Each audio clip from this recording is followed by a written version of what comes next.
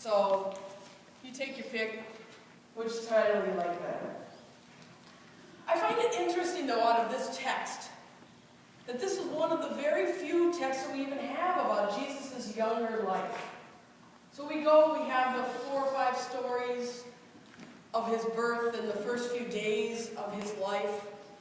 These miraculous experiences of wise men coming, shepherds showing up, talking about angels appearing to them.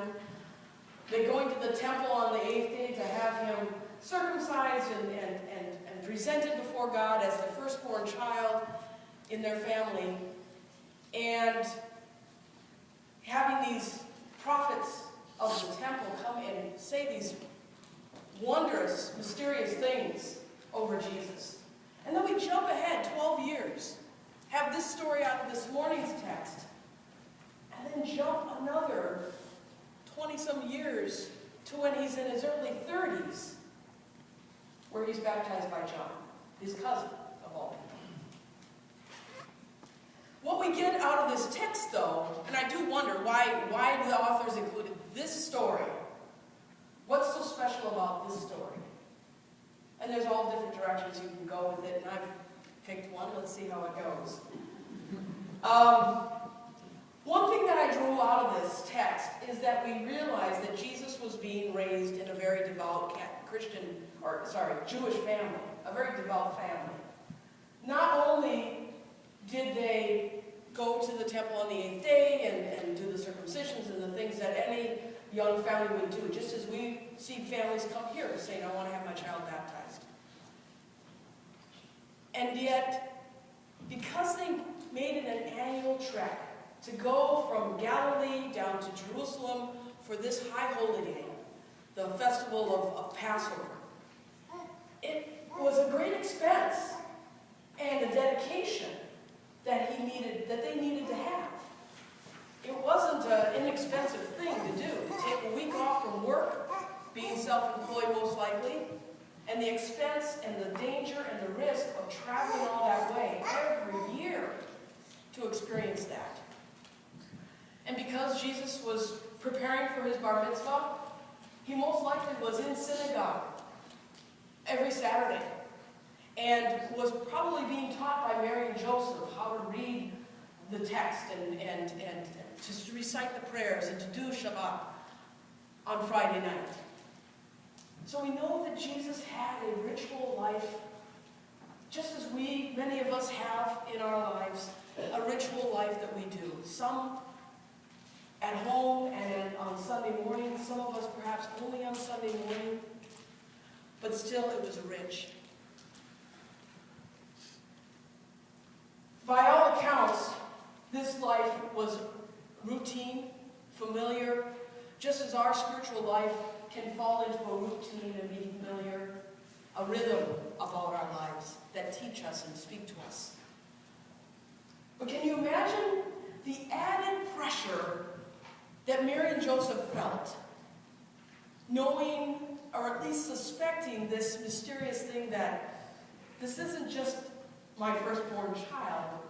This is, if my experiences with angels and these stories and all these things that we experience were real, this is the Messiah. This is the chosen one of God.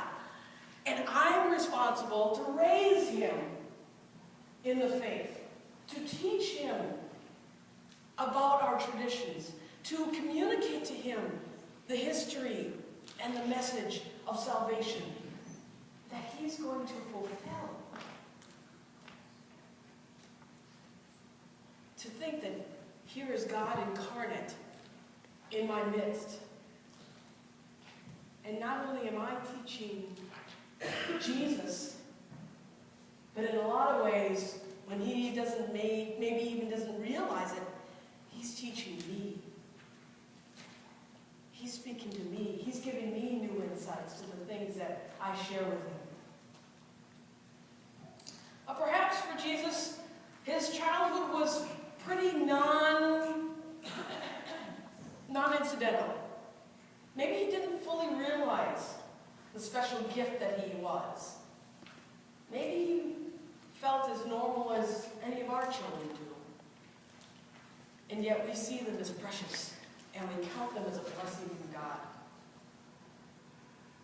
So here in this story, we see God here among us in our ritual and our daily life, in our routine.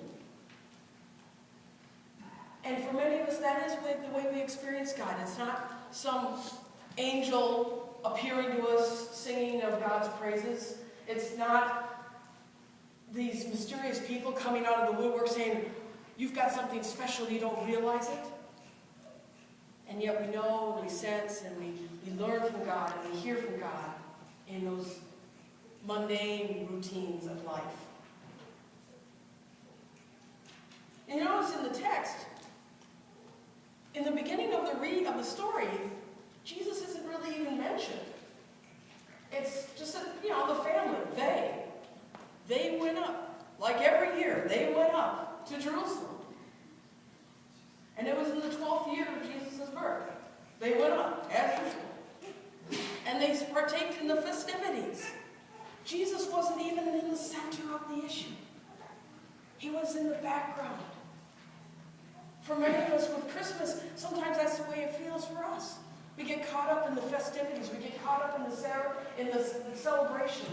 We get caught up in the shopping and finding the right gift for those beloved family members. Or we have this party to go to with the friends, and we have this party to go to with the company.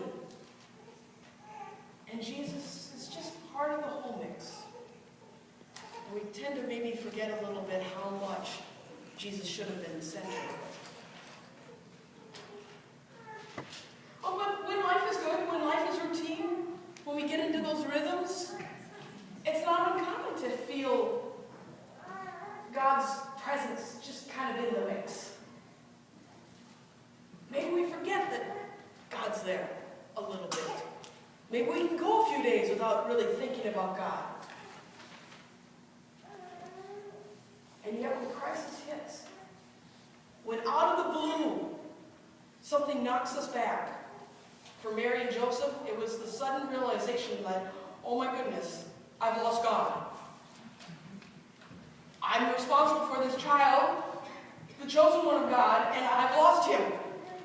And I don't know when I last saw him. Was it 2 hours ago? Didn't you say you saw him with Malachi? Didn't you say you saw him with Maria? Oh, no, I didn't.